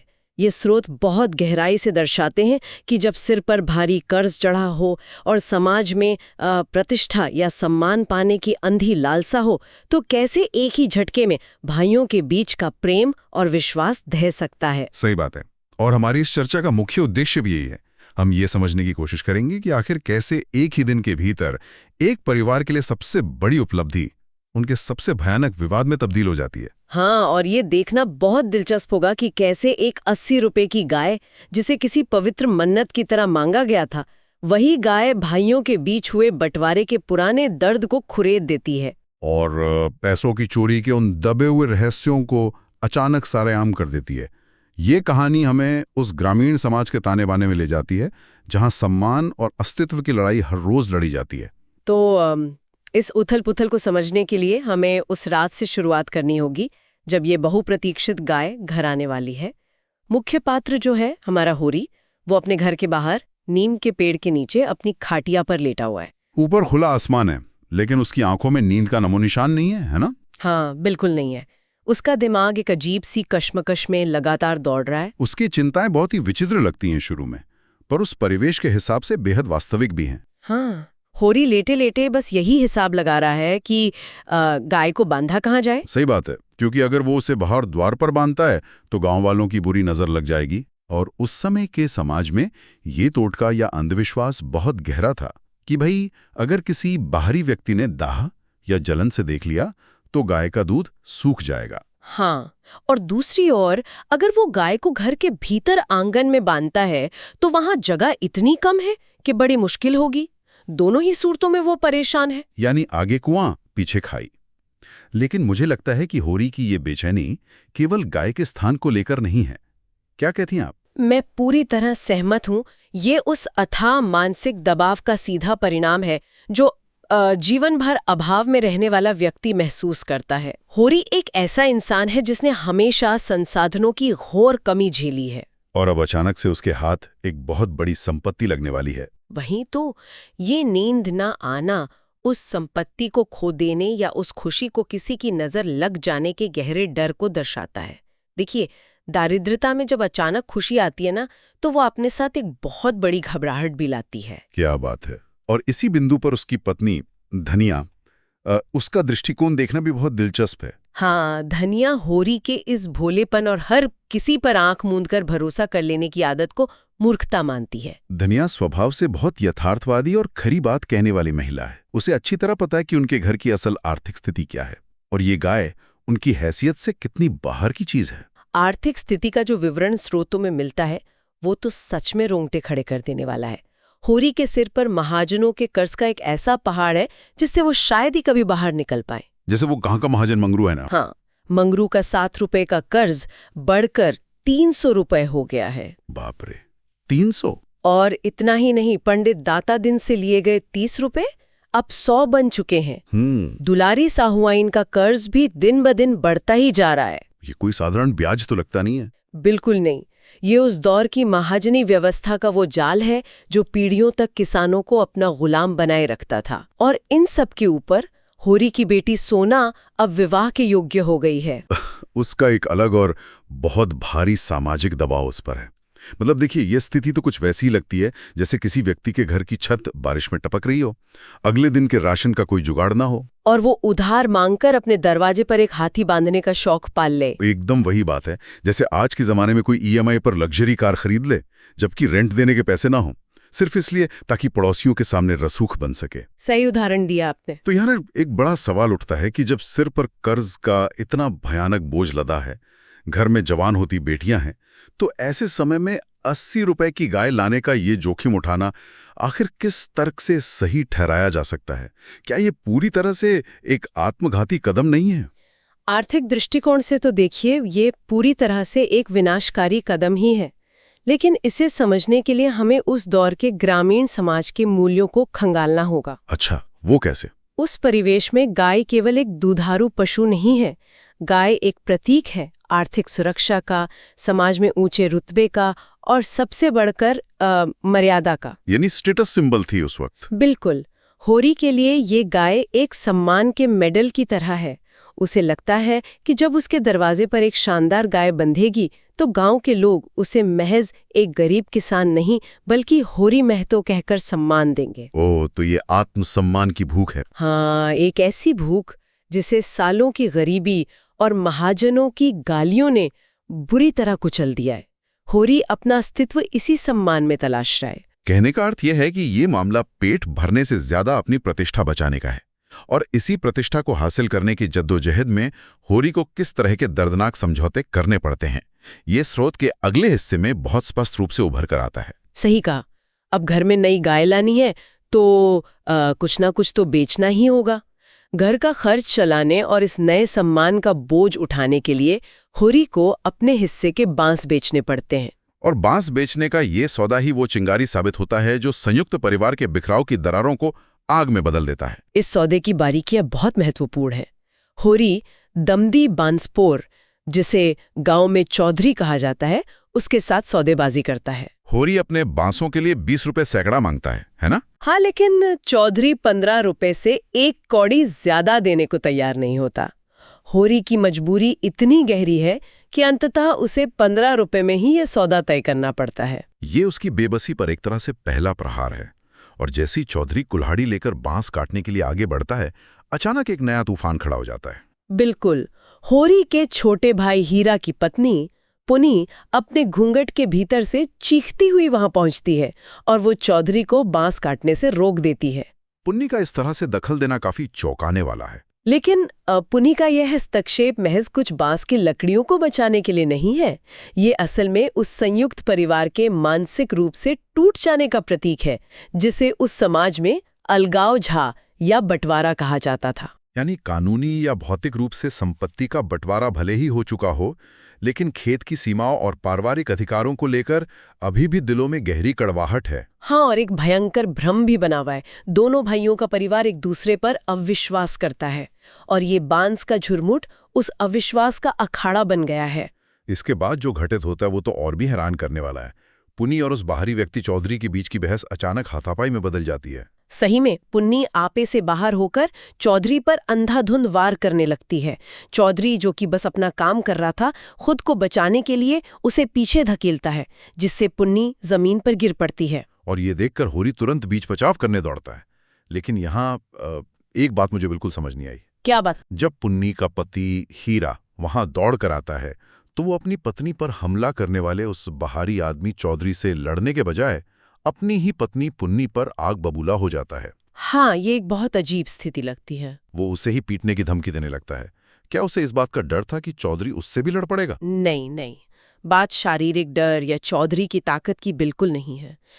इस अजीबोगरीब प्रतिक्रिया की जड़ें पितृसत्तात्मक अहंकार और जाति व्यवस्था की बहुत गहरी और जटिल मानसिकता में धंसी हुई हैं। अच्छा, कृपया इसे थोड़ा और समझाइए। देखिए, हीरा को इस बात की कोई पीड़ा नहीं है कि उसकी पत्नी को चोट लगी या वो जमीन पर गिर गई। उसके गुस्से का असल कारण यह है कि उसकी पत्नी ने सारेआम दिन के उजाले में एक निचली जाति के माने जाने वाले व्यक्ति के साथ हाथापाई की। ओह, तो ये मर्यादा का मामला बन गया। बिल्कुल। उस कठोर ग्रामीण समाज में घर की औरतों का इस तरह सारेआम लड़ना घर के मर्दों की मर्यादा के खिलाफ माना जाता था। हीरा को लगता है कि पुन्नी के इस कृत्य से उसका मर्दाना सम्मान मिट्टी में मिल गया है। यह तो बहुत ही अजीब और खोखला अभिमान है। मतलब अपनी पत्नी की रक्षा करने के बजाय इंसान ये सोच रहा है कि समाज उसके पुरुषार्थ के बारे में क्या सोचेगा। वही तो, ये उसकी पितृसत्तात्मक सत्ता पर सीधा प्रहार था। और ऐसे में होरी, जो घर का बड़ा भाई है, वो स्थिति को संभालने का पूरा प्रयास करता है। वो चौधरी को डांट कर भगाता है। लेकिन शायद होरी भी अंदर ही अंदर ये महसूस कर रहा है कि परिवार अब वो नहीं रहा जो कभी हुआ करता था। होरी अभी भी उसी भ्रम में जी रहा है जहां वो खुद को एक अखंड परिवार का मुखिया मानता है। वो अतीत के उन दिनों को पकड़कर रखना चाहता है जहां तीनों भाई एक छत के नीचे थे। लेकिन हीरा का ये उग्र और कड़वा रवैया ये साफ कर देता है कि अब वे सब अलग हो चुके हैं। हाँ, और होरी का उन पर या उनके जीवन के फैसलों पर अब कोई अधिकार नहीं बचा है। ये बांस का खेत महज एक जमीन का टुकड़ा नहीं रह गया था, ये उनके टूटे हुए रिश्तों का एक जीता जागता गवाह बन गया था। लेकिन इस भारी तनाव, इस कड़वाहट और इस मारपीट के बीच कहानी का दृश्य एक जादुई तरीके से पूरी तरह बदल जाता है। हाँ, वो पल सच में अद्भुत है। गोबर जो होरी का बेटा है वो उसी समय वो बहुप्रतीक्षित गाय लेकर घर के दरवाजे पर आ जाता है और ऐसा लगता है जैसे किसी ने हवा में कोई जादू फूंक दिया हो। सारा तनाव, सारा पारिवारिक कलेश एक ही पल में हवा हो जाता है। वो दृश्य सच में बहुत ही भावुक और मार्मिक है।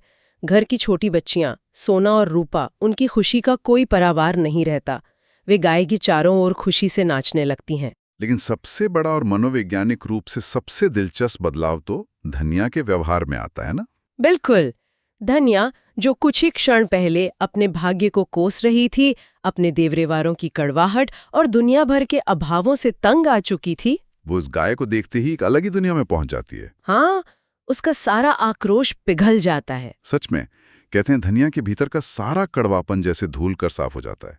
वो इस गाय को अपनी मेहनत का फल नहीं बल्कि एक ईश्वरीय वरदान मान लेती है। और डर के मारे कि कहीं इस नई खुशी को किसी गांव वाले की नजर न लग जाए, वो तुरंत अपनी पुरानी साड़ी का एक काला किनारा फाड़ती है और उसे गाय के गले में बांध देती है। हाँ, वो बाकायदा पानी में आटा और गुड़ घोलकर गाय का स्वागत करती है, जैसे कोई साक्षात देवी उनके आंगन में उतर आई हो। ये छोटी सी घटना हमें ये दिखाती है कि जीवन भर घोर अभाव में जीने वाले लोगों के लिए एक छोटी सी भी संपत्ति कितनी बड़ी मानसिक तृप्ति लेकर आती है। उनके लिए ये केवल एक पशु नहीं बल्कि आशा की एक किरण है।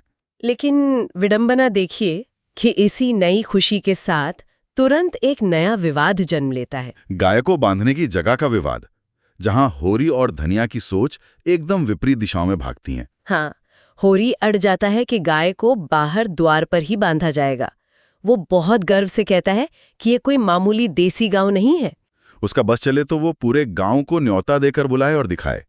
वहीं धनिया अड़ जाती है कि गाय अंदर आंगन में ही बंधेगी। इसको हम दो अलग नजरियों से देख सकते हैं। इसे अगर थोड़ा सरल शब्दों में समझें तो धनिया उस चौकन्ने खजांची की तरह बर्ताव कर रही है जिसे अपनी जीवन भर की कमाई किसी मजबूत तिजोरी में छुपानी है, ताकि कोई उसे चुरा ना ले या बुरी नजर ना डाल दे। और दूसरी तरफ होरी का व्यवहार उस सोशल मीडिया इन्फ्लुएंसर जैसा है जिसे अपनी इस नई उपलब्धि का ढिंढोरा पूरे गांव में पीटना है ताकि दुनिया देख सके कि वो भी किसी से कम नहीं है। ये तुलना बहुत सटीक है। होरी के लिए ये अपने रसूख के प्रदर्शन का क्षण है। वो अपने उन क्रूर महाजनों और ताने मारने वाले गांव वालों को अपनी हैसियत का प्रमाण देना चाहता है, जो जीवन भर उसे नीचा दिखाते आए थे। और इसी बीच जब गांव के शक्तिशाली और चालाक पंडित दाता दीन वहां आते हैं तो होरी का सीना गर्व से चौड़ा हो जाता है। हाँ, वो उस 80 रुपए की गाय को इस अंदाज में पेश करता है जैसे उसने कोई बहुत बड़ा साम्राज्य जीत लिया हो। दरिद्रता जब अचानक कोई मूल्यवान संपत्ति पाती है तो वो इंसान के भीतर एक अजीब सा घमंड और उसको खो देने की गहरी असुरक्षा दोनों एक साथ पैदा करती है। और आप देखिए, पंडित दत्ता दीन का वहां आना भी कोई शुभचिंतक वाला कदम नहीं है। वे वहां कोई आशीर्वाद देने नहीं आए हैं। उनके मन में तो एक गहरी जलन है। वे ये टटोलने आए हैं कि होरी जैसे कंगाल के पास इतना पैसा आखिर आ कहां से गया। और होरी उनके सामने डिंगे मारता है कि भगवान की दया है, नगद रुपये गिनकर लाया हूं। ये झूठा अभिमान और दिखावा, यही तो वो चिंगारी है जो शाम होते होते पूरे घर को भस्म करने वाली है। बिल्कुल, ये दिखावा ही विनाश का सबसे बड़ा कारण बनता है और यहीं से कहानी अपने सबसे विस्फोटक और त्रासिद हिस्से की ओर मुड़ती है। खुशी और उत्सव का ये पल बहुत ही अल्पकालिक होता है, मानो किसी तूफान के आने से पहले की खामोशी। सूरज ढलते ही होरी के अंदर का वो बड़ा भाई फिर से जाग उठता है। उसे लगता है कि उसके घर में इतनी बड़ी खुशी आई है तो उसके छोटे भाइयों यानी हीरा और शोभा को भी इसमें शामिल होना चाहिए। वो की छोटी बेटी रूपा को भेजता है कि जाऊं काका लोगों को बुला लाऊं। धनिया इस बात का कड़ा विरोध करती है। उसे पता है कि भाई अब पराये हो चुके हैं, लेकिन होरी अपनी जिद पर अड़ा रहता है। होरी अपनी उसी पुरानी दुनिया में जी रहा है। वो ये स्वीकार ही नहीं कर पा रहा कि बंटवारे ने सिर्फ उनके आंगन नहीं बांटे हैं बल्कि उनके दिलों को भी हमेशा के लिए बांट दिया है। वो गांव के सामने अपनी बड़प्पन की छवि बनाए रखना चाहता है। जब रूपा हीरा के घर जाती है तो वहां का माहौल पहले से ही तनावपूर्ण है। और जब अंततः होरी खुद अपने भाई हीरा के घर पहुंचता है तो हीरा एक ऐसा भयानक ताना मारता है, एक ऐसा आधारहीन आरोप लगाता है जो होरी के सीने में किसी जहरीले तीर की तरह उतर जाता है। हीरा सीधे मुंह आरोप लगाता है कि होरी ने बंटवारे के समय बेईमानी की थी। वो कहता है कि होरी ने छुपाए हुए रुपए चुराकर छिपा लिए थे और आज उन्हीं चुराए हुए पैसों से ये शानदार गाय लेकर आया है। ये तो सीधे सीधे हौरी के चरित्र और उसकी ईमानदारी पर बहुत बड़ा हमला था। एक ऐसे इंसान के लिए जो जीवन भर ईमानदारी से पाई जोड़ता रहा हो, ये सबसे बड़ा आघात है। एक तो भाइयों के बीच पहले ही अविश्वास की गहरी खाई है, ऊपर से ये घिनौना आरोप कि जो पैसा तीनों भाइयों के खून पसीने का था, उसे बड़े भाई ने बेमानी से हड़प लिया। हौरी तो ये सुनकर जैसे सन्न रह जाता है। उसका हृदय, जो अभी तक भाईचारे के प्रेम और वात्सल्य से छलक रहा था, इस एक प्रहार से छलनी हो जाता है। वो बिना कोई जवाब दिए भारी मन से चुपचाप वहां से अपने घर लौट आता है। हौरी भले ही खामोश रह गया हो, लेकिन धनिया का चरित्र खामोश रहने वालों में से नहीं है। बिल्कुल नहीं। जैसे ही हौरी घर आता है और धनिया को ये बात पता चलती है, वो भयंकर रूप से भड़क उठती है। वो सीधे घर से बाहर निकलती है और सार्वजनिक रूप से पूरे गांव के सामने हीरा को गालियां देना शुरू कर देती है। देखते देखते वहां तमाशा बन जाता है और पूरा गांव इकट्ठा हो जाता है। पंडित दाता दीन, लाला पतेश्वरी, गांव के सभी प्रभावशाली पंच वहां आ धमकते हैं। और वहां धनिया एक ऐसा महाभारत खड़ा कर देती है जो शायद किसी ने सोचा भी नहीं था। यहाँ एक बात सोचने वाली है। जब हौरी शांति से वहां से लौट आया था, तो धनिया ने वहां जाकर इतना बड़ा बखेड़ा क्यों खड़ा कर दिया? क्या धनिया अपनी इस तेज जुबान और उग्र स्वभाव के कारण अपना ही नुकसान नहीं कर बैठी? देखिए, यही धनिया के चरित्र की सबसे बड़ी और मार्मिक त्रासदी है। धनिया अंदर से पूरी तरह साफ है। वो जो कहती है बिल्कुल सच कहती है। हाँ, उसने अपना पूरा जीवन, अपनी पूरी जवानी उस संयुक्त परिवार को पालने और सहेजने में लगा दी। लेकिन उसकी सबसे बड़ी समस्या ये है कि उसमें दुनियादारी और कूटनीति की भारी कमी है। मतलब वो स्थिति को भांपे बिना सीधे लड़ने पर उतारू हो जाती है। ऐसा ही कुछ। और उस पितृसत्तात्मक समाज में ये एक अलिखित नियम था कि कोई भी औरत सारे आम पुरुषों को और खासकर घर के मर्दों को गालियां नहीं दे सकती। ये समाज की बर्दाश्त के बाहर था। दादी दिन और पटेश्वरी जैसे गांव के ठेकेदार जो हौरी की नई गाय और उसकी बढ़ती हुई प्रतिष्ठा से पहले ही जल रहे थे, उन्हें तो जैसे एक सुनहरा अवसर मिल जाता है। हाँ, उन्हें धनिया को नीचा दिखाने का मौका मिल जाता है। धनिया की इसी आक्रामकता के कारण वो जनमत यानी गांव वालों की सहानुभूति पूरी तरह खो देती है। जो लोग ये अच्छी तरह जानते भी हैं कि हौरी निर्दोष है और हीरा झूठ बोल रहा है, वे भी धनिया के बेबाक और कठोर बोलने के तरीके के कारण हीरा के पक्ष में खड़े हो जाते हैं। ये स्थिति सच में बहुत ही हताश करने वाली है। आप पूरी तरह से सही हैं, आपका पक्ष सच्चा है, लेकिन सिर्फ अपनी बात रखने के तरीके के कारण पूरी दुनिया आपके खिलाफ हो जाए। 5 मिलकर हीरा का साथ देते हैं और धनिया को सबके सामने बुरी तरह जलील करते हैं। यहाँ तक कि हौरी को भी समाज के दबाव और अपनी मर्यादा बचाने की मजबूरी में धनिया पर ही गुस्सा करना पड़ता है और वो उसे लगभग घसीटता हुआ घर के अंदर ले जाता है। और वो बेचारी गाय जो सुबह एक ईश्वरीय मन्नत की तरह उस घर में आई थी, शाम ढलते ढलते उसी घर के सबसे बड़े अपमान और बंटवारे का कारण बन जाती है। इन स्रोतों और इस कथा का सबसे बड़ा सार यही है। ये हमें दिखाती है कि कैसे गरीबी में एक एक पैसे का हिसाब खून के रिश्तों को सबसे बड़े दुश्मन में बदल देता है। जब इंसान का पेट खाली होता है और संसाधनों का अभाव होता है, तो छोटी छोटी बातें भी जीवन और मरण का प्रश्न बन जाती हैं। हीरा का वो आरोप शायद किसी ठोस सबूत पर आधारित नहीं था। वो शायद उसके खुद की जीवन की हताशा और हौरी के घर आई इस अचानक अमीरी से उपजी जलन का नतीजा था। लेकिन उस एक झूठे आरोप ने अविश्वास की उस दरार को हमेशा के लिए एक ऐसी खाई में बदल दिया जिसे फिर कभी पाटा नहीं जा सका। सही बात है। तो इस पूरे गहन अध्ययन को अगर हम समेटें तो आज के इन स्रोतों ने हमें क्या सिखाया? हमने देखा कि कैसे सर पे चढ़े हुए कर्ज का गहरा तनाव इंसान को अंदर ही अंदर खोखला कर देता है। हमने ये भी समझा कि समाज में एक झूठी प्रतिष्ठा पाने की ललक कैसे लोगों को अपनी हैसियत से बाहर जाकर ऐसे फैसले लेने पर मजबूर करती है जो उनके ही विनाश का कारण बनते हैं। और सबसे बड़ा सबक ये कि परिवार के भीतर का अविश्वास कैसे एक बेहद खुशहाल और पवित्र मौके को भी एक भयंकर बर्बादी और सार्वजनिक अपमान में बदल सकता है। इस कहानी से एक और कड़वा सच सामने आता है कि कैसे पितृसत्ता और सामाजिक नियम हमेशा ताकतवर का ही साथ देते हैं। जो भी शोषित अपनी आवाज उठाता है, भले ही वो पूरी तरह सत्य के मार्ग पर हो, जैसे कि धनिया, उसे कुचलने के लिए समाज के ठेकेदार हमेशा तैयार रहते हैं। जब हम अक्सर अपने आसपास देखते हैं तो किसी ने सोचा है कि पैसा, संपत्ति या कोई नई भौतिक चीज आने से जीवन की बहुत सी परेशानियां अपने आप हल हो जाती हैं। हाँ, अक्सर यही माना जाता है कि बस एक बार वो बड़ी गाड़ी आ जाए, वो नया घर बन जाए तो सब कुछ ठीक हो जाएगा। लेकिन आज के स्रोत और इस ग्रामीण परिवार की उथल-पुथल को गहराई से देखने के बाद एक बहुत बड़ा सवाल खड़ा होता है।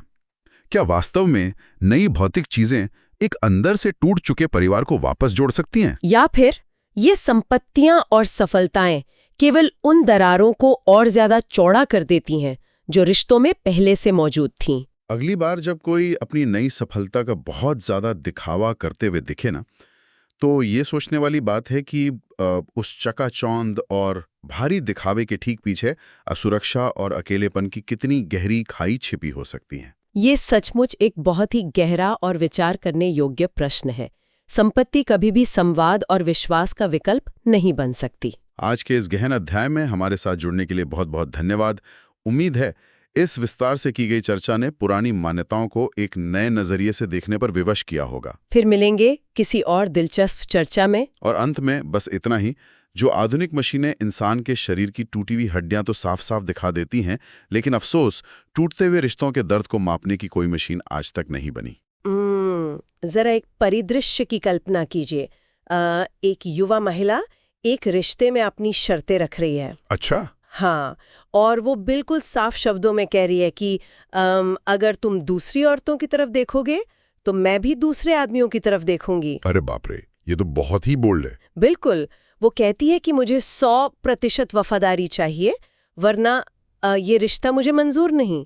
अब ये सुनकर शायद पहली बार में लगे कि ये आज के किसी डेटिंग ऐप की बात हो रही है या मतलब किसी आधुनिक शहरी महिला का अपने पार्टनर के साथ कोई संवाद चल रहा है। सही कहा।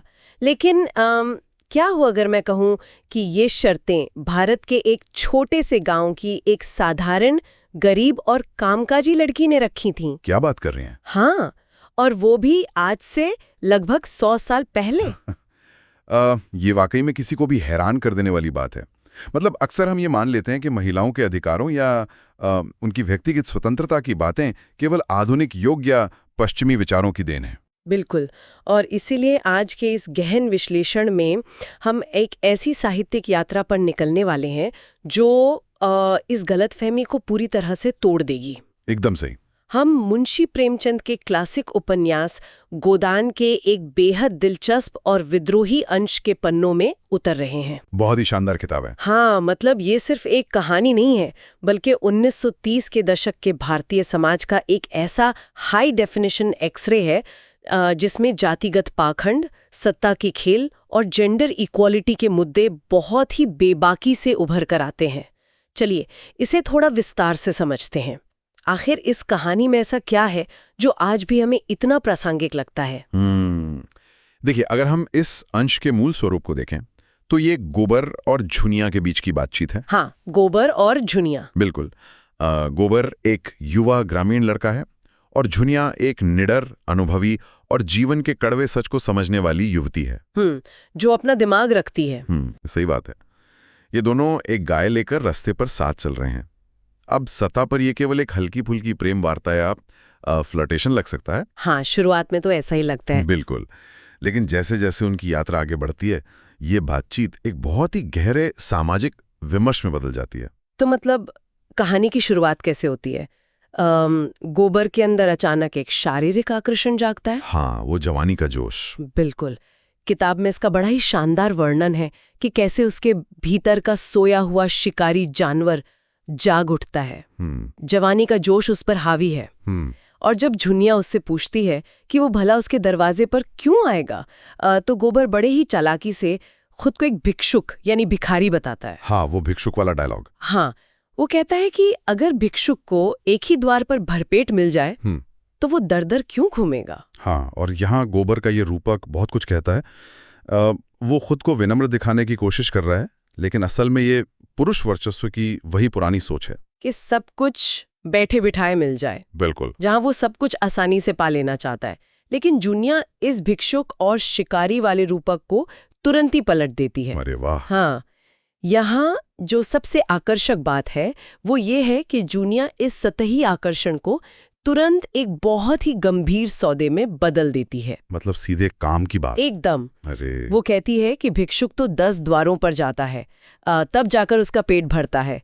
वो स्पष्ट करती है कि वो ऐसे भिक्षुकों को मुंह नहीं लगाती जो सिर्फ गली गली आशीषें देते फिरते हैं। क्योंकि आशीषों से किसी का पेट नहीं भरता। बिल्कुल सही। ये तो बिल्कुल आज के दौर के किसी कमर्शियल रियल एस्टेट कॉन्ट्रैक्ट जैसा हो गया। हाँ, सही कहा आपने। मतलब जहां आप बिना भारी सिक्योरिटी डिपॉजिट दिए कोई लॉन्ग टर्म लीज नहीं ले सकते। गोबर सोच रहा है कि वो बस कुछ मीठी मीठी बातें करेगा और उसका काम बन जाएगा। पर जुनिया उसे वहीं रोक देती है। हाँ, जुनिया एक बहुत ही पक्की बिजनेस वुमन की तरह बात कर रही है। वो सीधे कहती है कि सर्विस यानी सब कुछ तभी मिलेगा जब तुम अपना सर्विस दोगे। लेन देन एकदम बराबर का। बिल्कुल। लेकिन मुझे एक बात पे थोड़ा संदेह है। क्या गोबर सच में इस वादे की गहराई को समझ रहा है, या वो सिर्फ अपनी उम्र के उस उफान में बह रहा है जहां इंसान बिना सोचे समझे बड़े बड़े वादे कर देता है? देखिए, आपका संदेह बिल्कुल सही है। गोबर इस बात की गहराई को बिल्कुल नहीं समझ रहा है। वही तो। वो एक कच्ची उम्र का लड़का है जो अपनी भावनाओं के वश में। लेकिन झुनिया के लिए ये कोई नखरा या कविता नहीं है। उसके लिए असल जिंदगी है। बिल्कुल। वो एक वंचित वर्ग की कामकाजी महिला है। वो जानती है कि पुरुष अक्सर भौरों की तरह आते हैं, रस लेते हैं और उड़ जाते हैं। ये तो बहुत गहरी बात है ना? झुनिया की ये मांग असल में उसकी आत्मरक्षा की एक बहुत ही सोची समझी रणनीति है। मतलब एक ढाल की तरह। हाँ, वो जानती है कि समाज में एक अकेली औरत के लिए खोखले वादों की कोई कीमत नहीं है। इसलिए वो पूर्ण समर्पण की मांग करके उन लोगों को किनारे कर रही है जो केवल समय बर्बाद करने या फायदा उठाने आते हैं। और जैसे ये पूर्ण कमिटमेंट की बात आती है, गोबर का वो सारा शिकारी जानवर वाला आत्मविश्वास अचानक से हवा हो जाता है। एकदम गायब हो जाता है। हाँ, उसे तुरंत समाज की याद आ जाती है। वो कांपने लगता है कि अगर ये बात खुली तो सारा गांव काव काव करेगा, बिरादरी का झंझट होगा। और उसकी माँ का डर। हाँ, उसकी माँ तो उसे घर में घुसने भी नहीं देगी। मतलब जब तक बात सिर्फ फ्लर्ट करने की थी तब तक सब ठीक था, लेकिन जैसे ही जिम्मेदारी की बात आई तो समाज का डर सामने आ गया। बिल्कुल।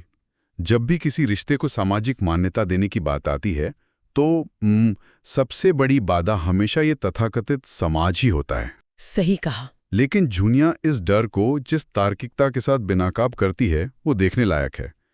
वो गोबर से पूछती है कि जब वो एक स्त्री होकर नहीं डर रहा है, और इसके बाद तो झुनिया गांव के पाखंड की जो पोल खोलती है वो कमाल है।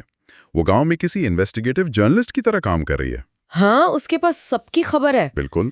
उसके पास गांव के हर रसूखदार इंसान की फाइल मौजूद है। वो माता दीन का उदाहरण देती है जो एक चमारिन के साथ रहता है, और फिर झिंगुरी सिंह का नाम लेती है जिसने एक ब्राह्मणी को रखा हुआ है। तो इस सब का असल मतलब क्या है? बहुत ही अच्छा सवाल है। मतलब क्या जुनिया ये साबित कर रही है कि समाज के सारे कड़े नियम सिर्फ गरीबों और कमजोरों को डराने के लिए बनाए गए? ये तो बिल्कुल आज के कैंसल कल्चर जैसा लगता है। कैसे? जैसे आज आम आदमी छोटी सी गलती पर बर्बाद हो जाता है। हाँ। लेकिन ताकतवर लोग बड़े बड़े स्कैंडल करके भी साफ बच निकलते हैं। हाँ, ये एक बहुत ही सटीक तुलना है। अगर हम इसे बड़े परिप्रेक्ष्य में देखें तो झुनिया का तर्क बिल्कुल यही स्थापित करता है कि नैतिकता और मर्यादा का चश्मा हमेशा समाज के निचले और कमजोर तबके को ही पहनाया जाता है। वही तो। झुनिया ने देखा है कि माता दीन ने अपना धर्म कैसे बचा लिया, भले ही वो एक दलित महिला के साथ रहता है। हाँ, और झिंगुरी सिंह का क्या? उसका आदर मान समाज में कम होने की बजाय और बढ़ गया है, क्योंकि अब उसके पास पैसा है और वो महाजनी का काम करता है। पैसों का खेल है सब। बिल्कुल। झुनिया गोबर को समझा रही है कि पैसे और सत्ता के आगे गांव की बिरादरी और पंचायत भी आंखें मूंद लेती हैं। मतलब नियम केवल उनके लिए हैं जो डरते हैं। एकदम सही। ताकतवर लोग सारे नियम तोड़कर भी समाज में आदरणीय बने रहते हैं। ये समझ में आता है। लेकिन झुनिया की बातें सिर्फ दूसरों के उदाहरणों तक सीमित नहीं रहती। हाँ, वो अपनी कहानी भी तो बताती है। बिल्कुल। वो खुद अपनी आपबीती भी सुनाती है। वो बताती है कि जब वो गांव और शहर में दूध दही बेचने जाती है तो बड़े बड़े महाजन, वकील और पंडित उसे किस नजर से देखते हैं। समाज की असलियत। हाँ, वो एक पंडित जी का किस्सा सुनाती है जो बहुत ही सिनेमाई लगता है। आधा सेर दूध लेने वाले पंडित जी एक दिन उसे घर के अंदर बुलाते हैं और दरवाजा बंद कर लेते हैं। और ये दृश्य बहुत ही महत्वपूर्ण है। यहाँ हम ये समझना होगा कि पंडित जी अपनी धार्मिक और सामाजिक सत्ता का फायदा उठाकर एक अकेली महिला का शोषण करने की कोशिश कर रहे हैं। कितनी घटिया सोच है। हाँ, उन्हें लगता है कि एक तो झुनिया गरीब है, ऊपर से अहीर की लड़की है, तो वो आसानी से डर जाएगी या शायद पैसों के लालच में आ जाएगी। बिल्कुल, उन्हें लगा कि शायद उनके 50 रुपए के लालच में आ जाएगी। ये सत्ता और पितृसत्ता का सबसे घिनौना रूप है। लेकिन झुनिया का जो जवाब था वो किसी को भी हैरान कर दे। उसने क्या किया? और वो सीधे धमकी देती है कि अगर पंडित जी ने उसे छुआ तो वो दूध की भरी हांडी उनके मुंह पर पटक देगी। अरे वाह! और जब पंडित जी सच में उसका हाथ पकड़ते हैं तो झुनिया वो हांडी उनके सिर पर दे मारती है। क्या बात कर रही हैं? हाँ, दूध से तरबतर पंडित जी को वो पीठ पर 2 लातें भी जमाती है। ये तो जबरदस्त है। और बात यहीं खत्म नहीं होती। वो अगले दिन उसी घर में जाती है जहां पंडित जी की पत्नी मौजूद है और पंडित जी को बेनकाब करने की धमकी देती है। पंडित जी को जमीन पर सिर रगड़ने और उसकी थूक चाटने तक की नौबत आ जाती है। ये किस्सा जुलिया के निडरता का चरम है। लेकिन क्या आपने ध्यान दिया कि जुनिया के पास ये हिम्मत आई कहां से? कहां से? देखिए, वो कोई महलों में कैद रहने वाली महिला नहीं है। हाँ, ये तो है। दूध बेचने के कारण उसके पास आर्थिक स्वतंत्रता है और वो घर की दहलीज पार करके बाहर की दुनिया देखती है। मतलब वो दुनियादारी समझती है। बिल्कुल। ये गतिशीलता और आर्थिक आत्मनिर्भरता ही उसे इतनी ताकत देती है कि वो एक सत्ताधारी वर्ग के अहंकार को उसके एक घर में कुचल कर आ सके। ये एक बहुत ही शानदार बिंदु है। आर्थिक आजादी ही उसे ये कॉन्फिडेंस देती है। लेकिन यहाँ गोबर का जो रिएक्शन है वो मुझे थोड़ा अजीब लगा। अजीब? कैसे? हाँ, मतलब ये सब सुन के गोबर गुस्से से भर जाता है। वो कहता है कि वो उस पंडित को जिंदा जमीन में गाड़ देगा, उसका खून चूस लेगा। वो टिपिकल मर्दानी प्रतिक्रिया। बिल्कुल। वो अपनी छाती फैलाकर डींग मारता है कि वो रोज 300 दंड मारता है और उसकी हड्डियां फौलाद की हैं। मतलब गोबर बिल्कुल किसी 90 के दशक के बॉलीवुड एक्शन हीरो की तरह बर्ताव कर रहा है। हाँ, एकदम सनी देओल की तरह। बिल्कुल। वो सोच रहा है कि अपनी मसल पावर दिखाकर वो जुनिया को इम्प्रेस कर लेगा। जैसे वो कह रहा हो कि मैं तुम्हारा रक्षक हूं, मैं तुम्हें बचाऊंगा। लेकिन क्या जुनिया सच में कोई बाउंसर या बॉडीगार्ड ढूंढ रही थी? बिल्कुल नहीं। क्या गोबर का ये रिएक्शन भी उसी पुरानी रूढ़िवादी सोच का हिस्सा नहीं है जहां पुरुष हमेशा खुद को औरत का रक्षक समझता है? बिल्कुल सही पकड़ा आपने। जुनिया को कोई रक्षक नहीं चाहिए था और वो साफ तौर पर गोबर की इस टॉक्सिक मैस्कुलिनिटी को खारिज कर देती है। हाँ, वो झांसे में नहीं आती। बिल्कुल। वह जानती है कि जो पुरुष आज रक्षक बनकर आता है वही कल को मालिक बन बैठता है।